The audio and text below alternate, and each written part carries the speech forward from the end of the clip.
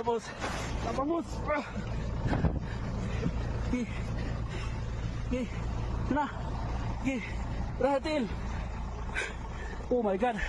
Oh, thank you Lord. Sige boss. Ano pagluga boss?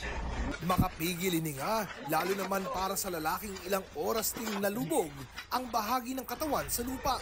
Pero marami pa siyang kasamang pahirapang sinagip. Silang mga sakay ng dalawang bus na biglang natabunan ng gumuhong lupa sa barangay Masara sa Maco, Davao de Oro kagabi. Going pa rin pagkalot, ang uban, ang bus napadere. Daghan pa natabunan diri posible. So Lord, tabangin mi Lord.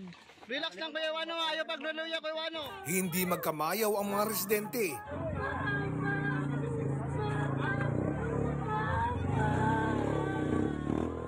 Pero hindi pinalad ang hindi bababa sa 6 na natabunan na bangkay ng natagpuan. Mahigit 4 na burin ang nawawala pa. Abi na magwa nagidmi part sa sulod sa basbag. Ang iba, duguan pa ang mukha. Hindi bababa sa 30 ang sugatan na tulong-tulong na inasikaso ng mga residente.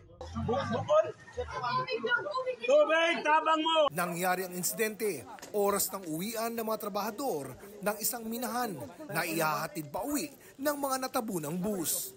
Isa pang bus ang naunang nakaalis bago ang landslide. Hinahatid yan doon sa bayan ng Mawab.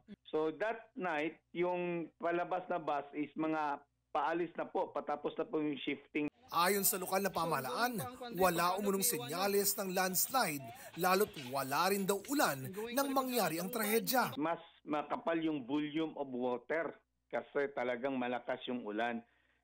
Might be the reason na na-absorb yung tubig ng bundok kasi ganyan ang karamihan na nangyari sa landslide dito. I cannot attribute it to the mining operation kasi ang Apex Mining naman kasi well cared yung environment. Hindi nga natin malalaman na talagang may mining area dyan.